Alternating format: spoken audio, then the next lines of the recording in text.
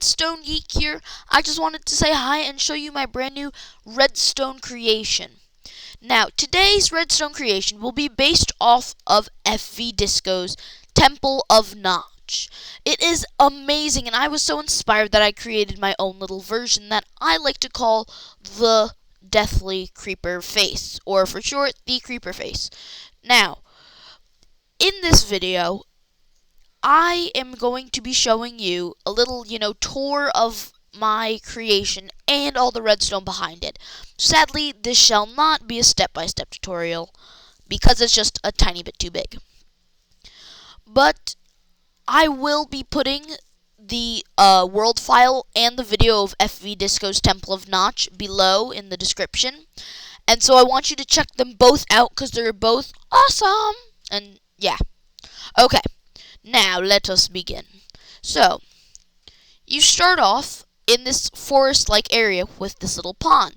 Now, to get in to the creeper face, which is behind this wall, you must please the creeper face. Oh, and you do this in survival mode.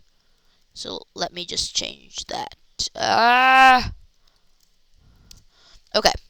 So, you do this in survival mode, and so I give a diamond to the holy creeper face. The doors then open, and I'm able to walk through. And I go down to here. Now, you might have noticed and seen these pressure pads. Now, these pressure pads are later used to open the doors, but now they seem to be locked, which is very interesting. And I'll show you why when I go over the redstone later. Now, oh, weird. I got a piece of gravel. Ha! So, here I have the holy creeper face. Hallelujah! La! So this is the holy creeper face. It is awesome. And below you have a pit of lava, which you get thrown into if you make the wrong decision. Now, you can either break the sand or break the gravel. Now, there is a little switch that I've created kind of thing, which switches the option. So either one could mean good or bad, and they switch, so you don't know at any time. So now I'm going to try breaking the sand. Boop. And I get sent into the lava where I die a horrible death. Now, I'm just going to go and now that I've died my horrible death, I'm going to go down.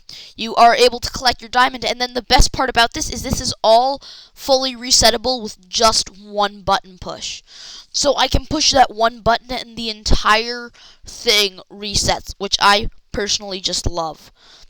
So now, if I throw in my diamond again, and I go in, and then this time,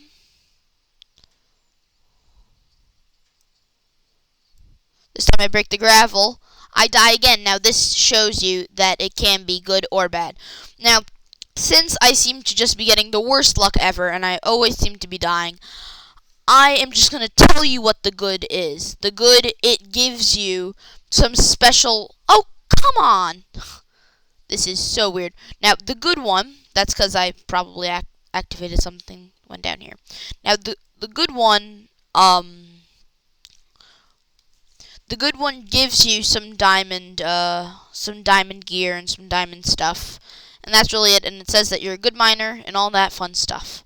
Now, let me show you the redstone behind it. So let me just go into game mode C, or game mode creative, so I can fly around and show you. Now, this doesn't look like too much.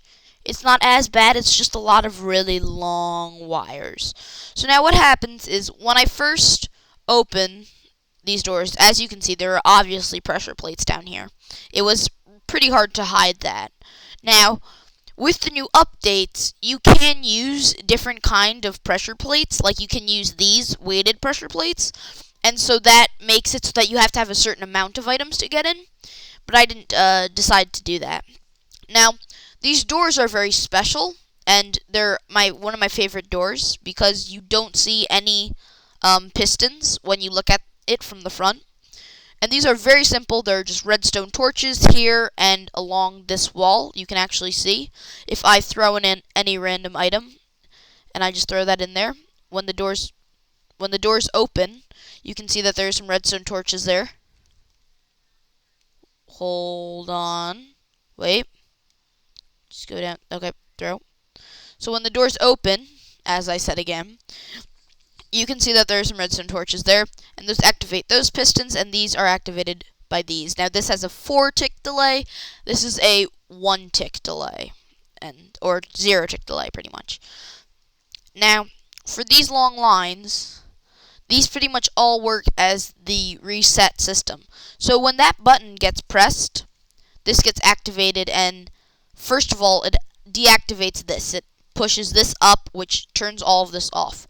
Now that is what stops the doors from opening again when you walk into here. These pressure pads right here activate a little lock, so you can't go back once you have gotten in. So this little lock is this, and it can be deactivated when you push that button by raising that. Now when you push that button, it also drops down another piece of sand and gravel from down over here, and it also reactivates or gives another little twitch to this signal right here. Now there's another signal on the opposite side, on this side over here, and those signals control, I'll just show you the signal right over here. The signals control whether you're going to get a good or bad decision. Now, when you break the block, it activates this torch and it sends a signal down into this area. Now, it'll either go down this place or this one, which will give you a good decision. So if it goes down here, if it's activated while this is on the sand, you get a good decision, and if it activates over here while the sand is down, you get a bad decision. And it's the exact same thing for the other side. And so that's how the decisions work. Somehow I just seem to be unlucky enough to get bad both times. Now as you can see, there are some sand and gravel down here. Now as you can see, when these drop, the sign breaks them if there's a block already underneath it, because that's just how sand and gravel works. So that's a pretty basic idea of what this is all about. Oh, I just activated those. So that's a pretty basic idea of how this works.